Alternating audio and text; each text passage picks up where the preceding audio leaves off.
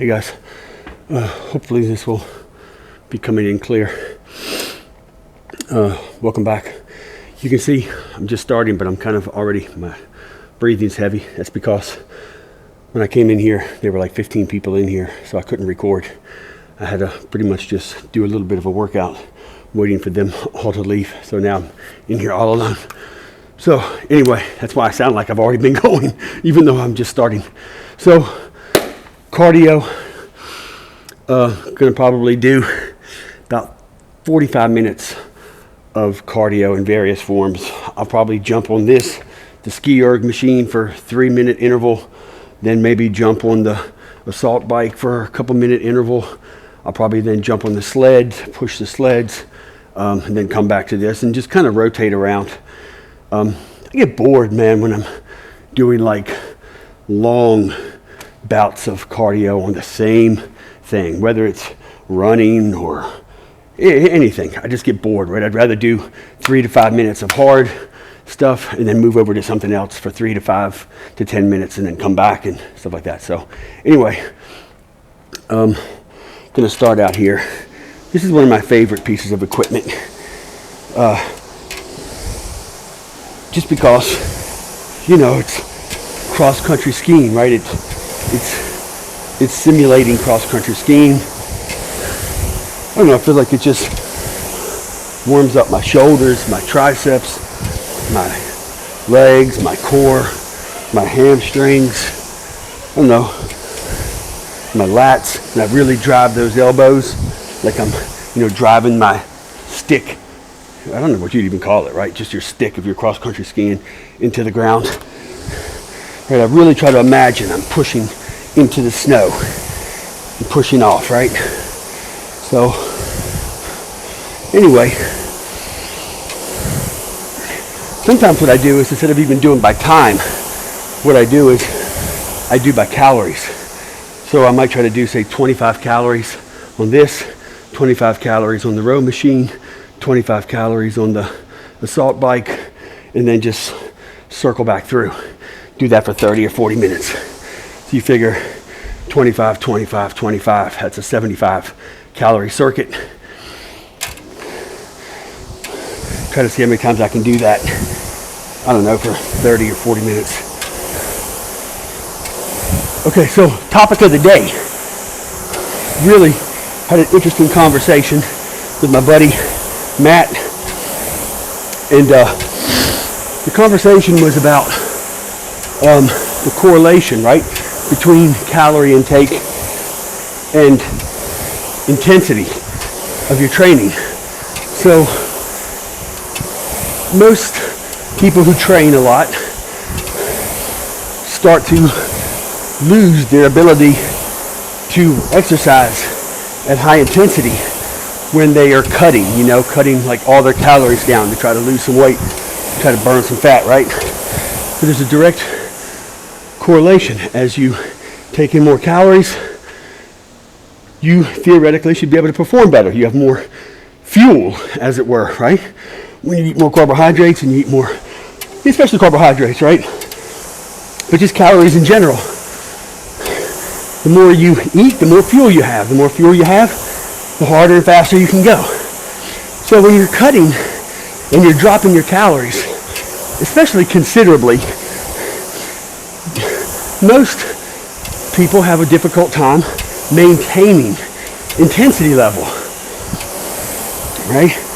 So for instance, I normally eat somewhere between, 2,700 to 3,000 calories a day, especially during the colder months. Might even go up a little bit more in the colder months. So I'd say probably during the colder months, I might even be somewhere between 2,700 and 3,200. During the summer,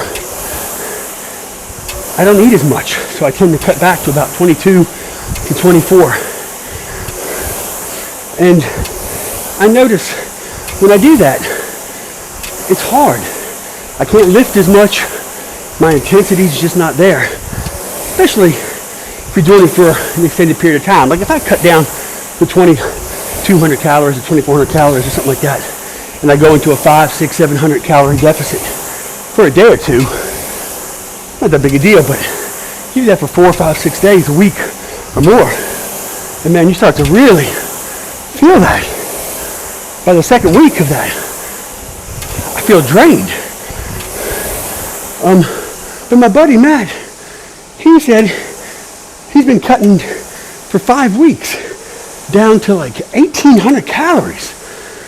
And he said that he's still doing 4 sets of 8 reps, right? So 4 by 8s. And he said he doesn't feel like he's lost any of his strength, like he's not having a difficult time keeping up his intensity. And I found that fascinating, because I know that if I had eaten 1,500 or 1,800 calories for 5 weeks, I would not be able to lift as much as I normally would. So, curious. You guys leave comments down below in the comment box, comment section. Why do you think physiologically my buddy Matt is, and he probably normally eats about 2,500 calories a day when he wasn't cutting, 25 to 2,700. So let's say even if he's at 25, if he's eating 1,800 calories, that means he's in a 700 a day calorie deficit for, he said, 5 weeks. So why do you think Matt is still able to do his 4 by 8s, right, at the same intensity as before he started his cut?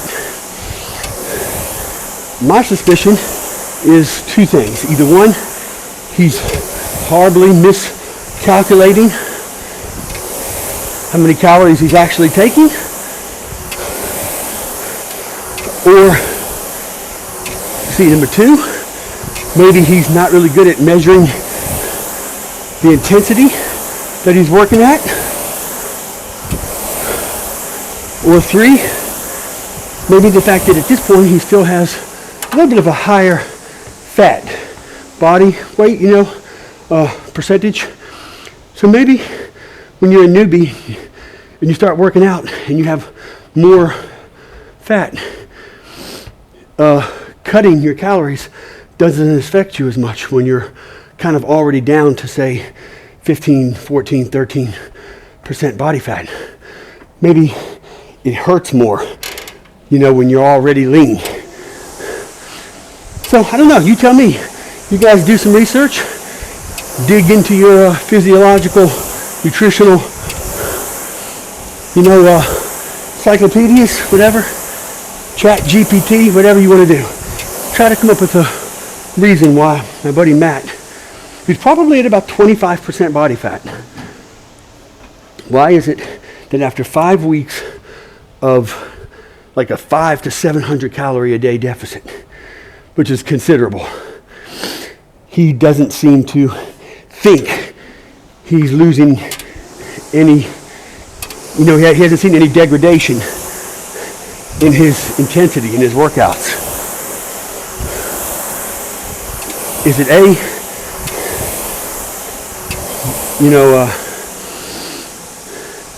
he's just misrepresenting his intensity, or misrepresenting how many calories he's eating? 2, do you think he's miscalculating his intensity? Or 3, do you think it has to do with the fact that people with higher body fat percentages can cut easier without losing,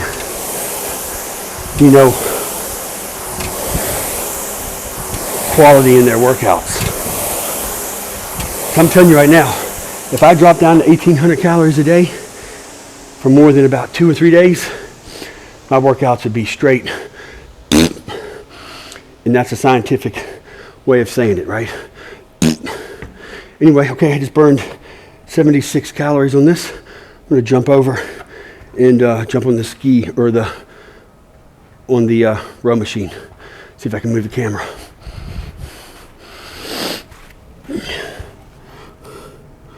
There we go. You should be able to see me now on all 3 of those things. Okay. I don't know why, but this one is up way higher than that one. And I don't know why. But, because it's the exact same Concept 2 row machine. I don't know. Oh man, I can't row with these things on. These things are just terrible in the row machine. I'm going to change shoes. Anyway, hope you guys are doing well. I love cardio days. I'm only lifting right now. I'm only lifting probably 3 days a week. 2 to 3 days a week. I'm doing a lot of full body stuff.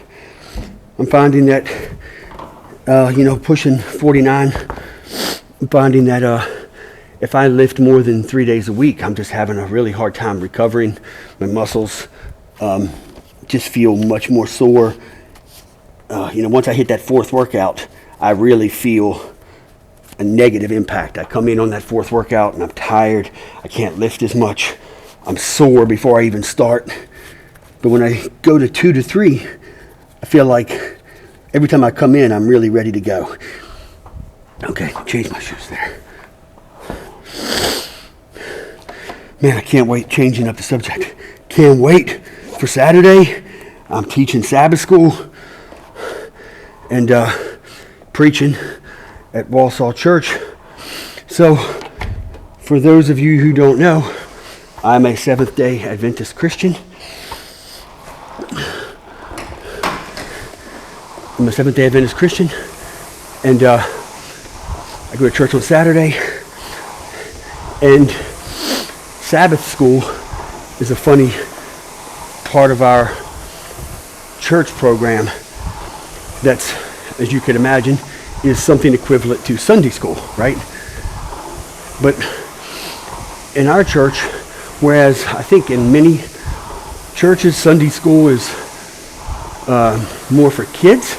I don't know, you guys tell me. I haven't been to any other church other than an Adventist church in so long, I can't remember. I've been an Adventist for 30 years. And usually when I do visit other churches, it's usually just for the service. So I've never been there to see what they do in the morning. But I think in most Sunday churches, Sunday school is really just for kids. It's not for the adults. Where for us, the Sabbath school program is a huge part of our church in what we do. It's a part to really educate and prepare church members, for mission. A lot of discipleship happens there, things like that. So it's a really huge part of the Adventist church. And we have we have this book, right? We call it the Quarterly, which is really just a 13-week study, 12 to 13-week study, where every quarter we pick a different topic. And then we break that topic up into 12 or 13 lessons. So we dissect the topic down into 13 easy to understand lessons. And every week we get together and you break off into different Sabbath school classes. So you have from babies all the way up to your adults. And, you study different things, right? So I don't think the little kids would obviously study the same things as the adults. So, and then the teenagers, they would study something probably different. So anyway, I teach the adult Sabbath school class. And this quarter is on the Gospel of Mark. And we're on the fourth lesson. I think it's the fourth lesson, third or fourth. I think it's the fourth, yeah. And it's on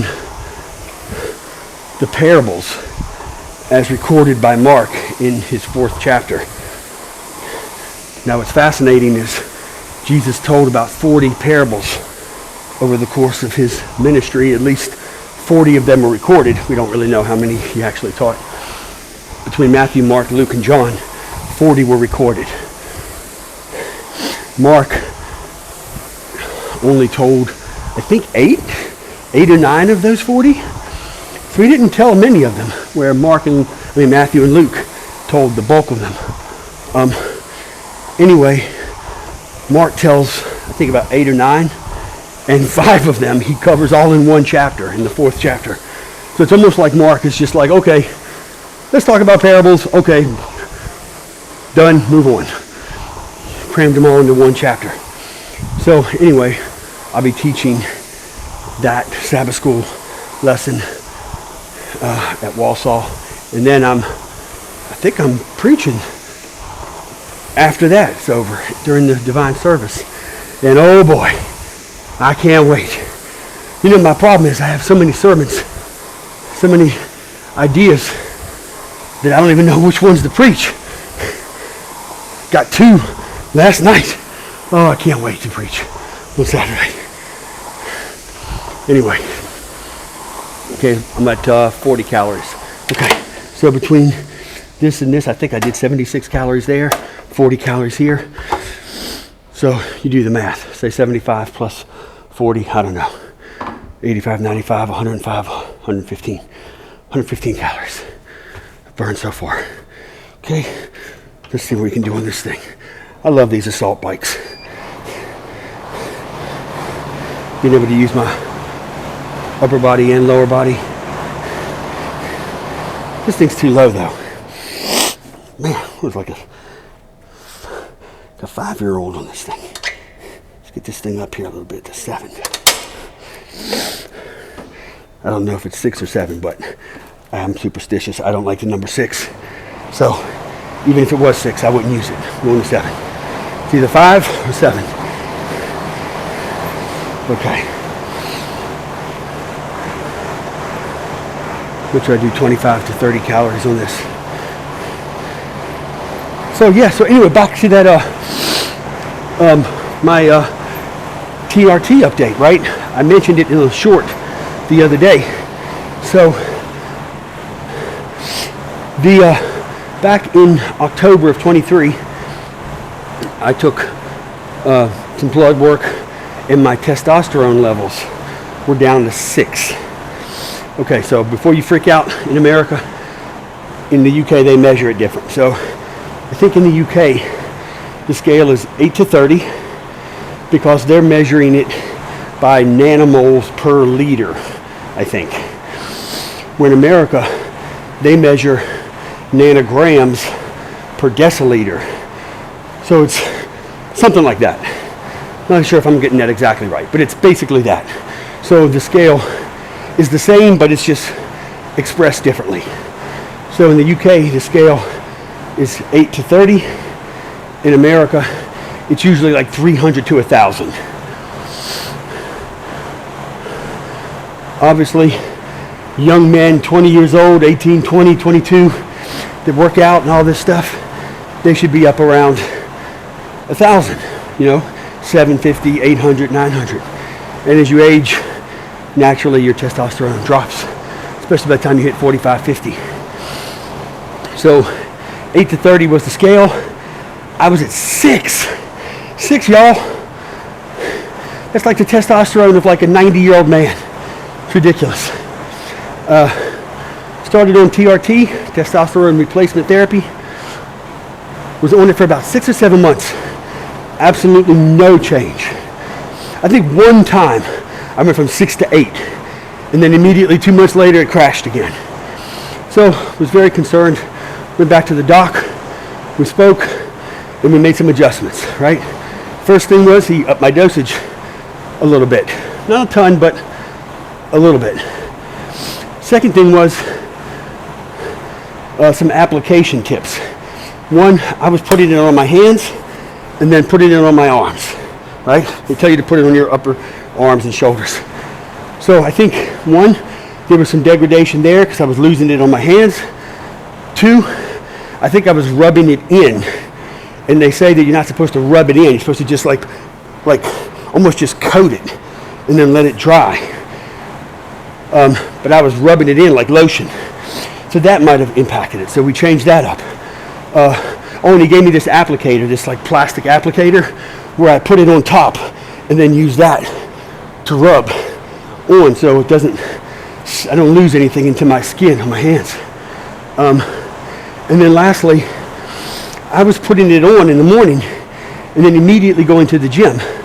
So within 30 to 40 minutes of application, I was sweating really bad. And you're not supposed to take a shower or sweat or anything like that for about at least 2 hours after you apply it. So I think that there was a good chance that when you put all these together, I was degrading the dosage. So now I fixed all that. I work out first, and then I put it on after I shower, or I put it on and then I don't work out until hours later in the afternoon. So I don't have any of that. Anyway, made those changes, went back 2 months later, blood work, boom, zoom, to the moon, right? Like from the Honeymooners. If you don't know what that reference is, go on YouTube and type in Ralph and Alice to the moon. You'll see it. Anyway, went from 6 to 34 or 35. So now I'm above, a good bit above. So it's only been about probably a month that I've been this way. So I'm curious to see how my body is going to respond, right? Because you think as the numbers go up, you would naturally see a physiological change in your mood, your energy, your body, etc., right? People don't take steroids for no reason. Usually when men take steroids, they get bigger, they get stronger, they get leaner, etc. So I'm curious to see if my body responds like you would expect it as the numbers now have gone up. And I'm curious to see if it stays up. If I go back again, because I take my blood work every 2 months. I'm curious to see if when I go back in August or September, if they're still up there. Anyway. Hey friend, if you need to use that mat, just let me know because I got my camera up there. Yeah, so it's aiming over here at me. It's not going to get you in the camera. Unless you're standing right here, it's not going to get you. Yeah, I know it. It's sneaky. But I have it zoomed in on me, so unless you're literally standing here, it won't see you. Yeah, and I have a mic on, so it won't hear you either. So it won't see you or hear you. So no worries. Are you okay with that, you friend? I'm recording, but it's aimed right here. So unless you're standing right here, you won't be in the frame. Don't worry. I like to always let people know before, when they come in. But anyway, I'm curious to see if I take my next blood work in August or September, if it's still up there. So we'll see. Give me 3 more calories and then the 50.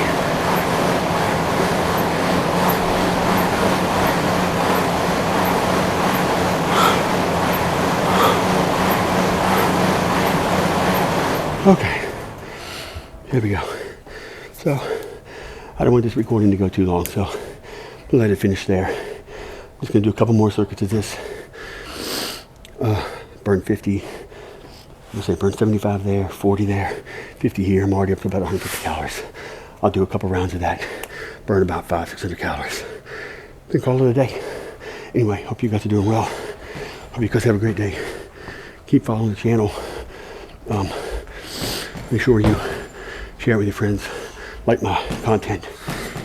Leave comments down below. All that YouTube stuff. And let me know. I'll pray for you. God bless you. See you guys later.